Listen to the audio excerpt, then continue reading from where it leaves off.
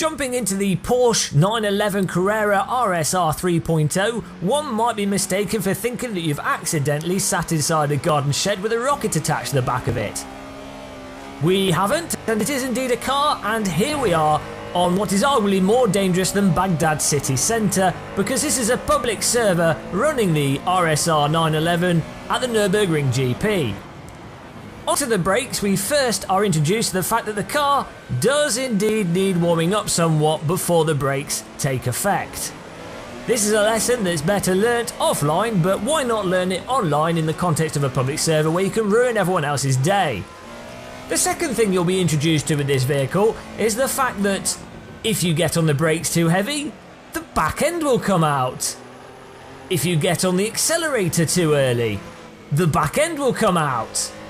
If you turn too aggressively, the back end will come out. In fact, just about everything you do with this vehicle, if you're not careful, will cause the back end of the car to come out. Now at first this will be incredibly irritating and probably result in a lot of people going for a Serengeti joyride on the dirt, on the grass, and probably end up driving into the multiple walls located around each racetrack.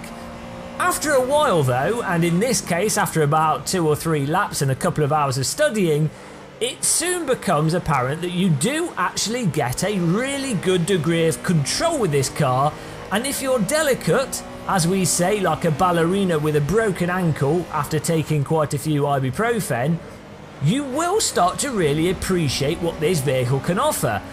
And of all the vehicles, it probably is one of the better ones for training you as a driver to be delicate with the car to get the most out of it.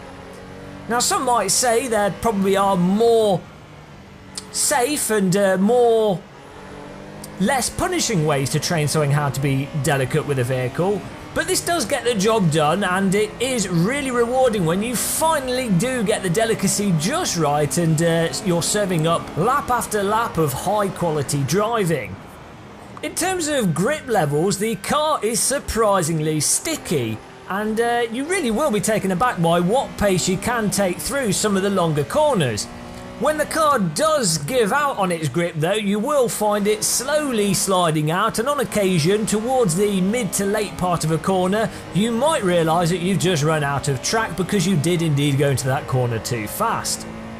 Fortunately, the force feedback for this vehicle is indeed very communicative, and you can very quickly learn what the initial state of the car should be and how much grip you need at the start of a corner to rectify any issues that you were having at the end of a corner. Interestingly as well, something you can do if you're particularly sloppy with this vehicle is find that you're going into corners then oscillating in and out of slides. Again, through a bit of trial and error, a bit of practice and sexy driver skill, you can rectify this by either balancing the car on the throttle with a bit of counter steer and just playing with it as if you were playing with an attractive Russian model, which obviously happens every day for me, or you can just be super careful and make sure that you don't go too aggressive into corners and stay well within the grip thresholds of the tyres. Now this car does have a fair amount of suspension travel, as you find in most older vehicles, and on occasion you will feel as if you're riding an overweight person down a mountainside. This again can be rectified by simply preempting this movement and using it to your benefit. Again, something that's incredibly satisfying, as we decide to drive side on for no reason at all, something that we regularly do mid-race. Got to keep things exciting, and it's nothing to do with our inability to drive cars properly. One thing that I've found especially satisfying with the suspension on this vehicle is going into the tighter corners that follow on from heavy braking. So for example on this circuit, the NGK chicane, if you load up the front end of the suspension just right and you're on the brakes, you then can induce a slight amount of understeer, allowing you to initially take the corner to what would be too tight, causing you to clip the curbing, but then fall back on the understeer to actually make you take the corner correctly. And when you nail it, it's just really satisfying, giving you the feeling that you're a competent driver. Of course, you'll now see that we're not a competent driver and we completely failed miserably, resulting in us going in a straight line. And with this vehicle, just as if you were to run through a safari naked with chicken carcasses sellotaped to your body, the margin between success and failure is incredibly narrow, with the outcome also generally being rather unpleasant. Something that I did really start to enjoy with this vehicle is the itch that it induces that you have to stick your foot on the gas, slapping it down on the exit of every corner to get the back end out and then force yourself to correct it. Of course, this isn't really conducive to good lap times.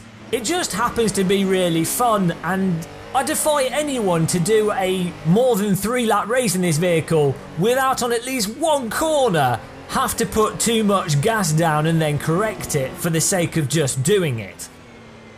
So I think I've pretty much covered the most pertinent handling characteristics of this vehicle, at least from my perspective, so let's now move on to the audio. Why not? The car sounds really nice. I mean, you can hear it in this video if you listen closely over the top of my blathering, idiotic British accent. You might just be able to hear the vehicle. I'll shut up for a second.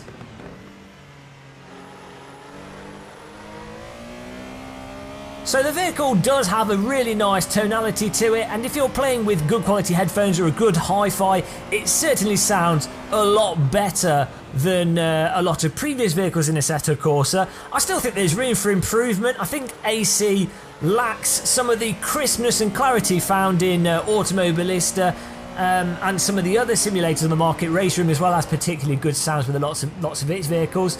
The nice thing is, of course, with this update they just did, we do get better brake sounds, and this car takes advantage of them, and the brakes just sound a lot more variable and a lot more, I guess they're just old-fashioned brake squealy noises. I don't know if this car had drum brakes on it. I would hope not, but it's possible with it being a car from the 70s. They could have just, you know, I'm surprised it's got brakes at all. Back then they didn't really care about safety. Brick wall will do, that'll slow you down at the end of a lap. Done. I think a surprise with this is the wind sound effects, and the changes to the wind specifically really do help raise tension with this vehicle, given that you are in a garden shed bombing down some tarmac. Having the wind sort of ruffling along a lot more audibly than previously really does help raise tension and increase immersion, especially in virtual reality. Now, outside of the sounds, we move on to the graphics and the visual appearance of the car. You can see in the video, probably not as well as I can see in my VR headset. Those of you that don't have a VR headset can't appreciate the three-dimensionality and the solidity that you get from VR. But I can assure you, those of you that don't have VR, from my experience with this car in VR, how many times can I say VR in a row? There's probably a world record coming up.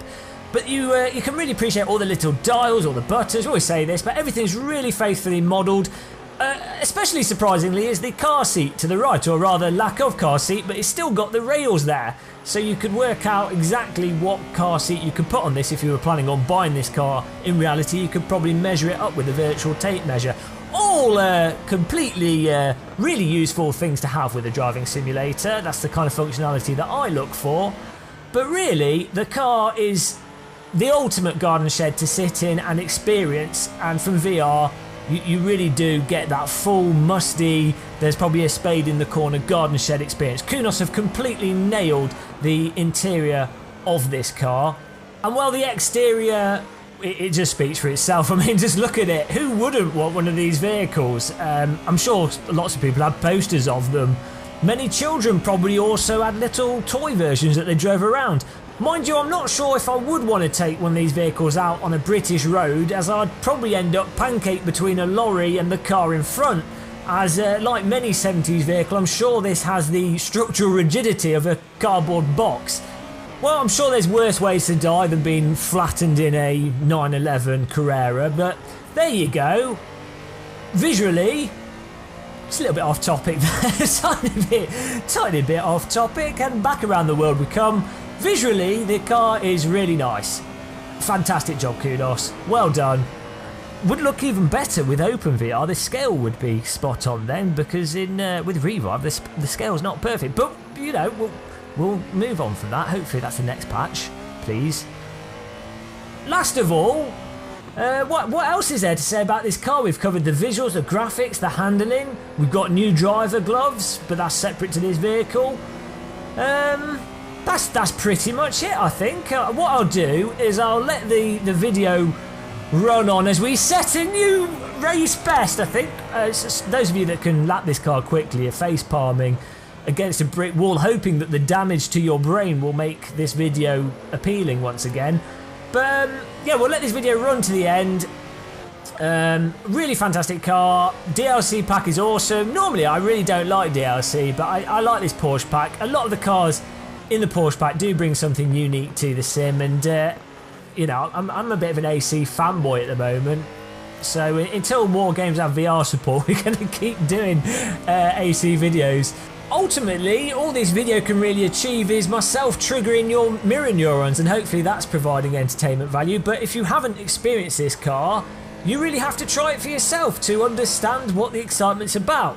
Now, we will do more vehicles, hopefully in other simulators, and hopefully more simulators, as I say, have VR support so I can get into them more. And really, if you get into VR, it's really hard to enjoy driving games in 2D. It's like you've sort of moved up a level. Same as if you use a direct drive wheel and then go back, you sort of feel like you're being crippled and hobbled like a peasant in the stalls where they throw rotten vegetables at them. But regardless, don't forget to subscribe and like, and I'm going to have a cup of tea for now because we've run out of coffee and I'm a filthy British guy, not a filthy Yank. So I'll see you in the next video we do, or our stream.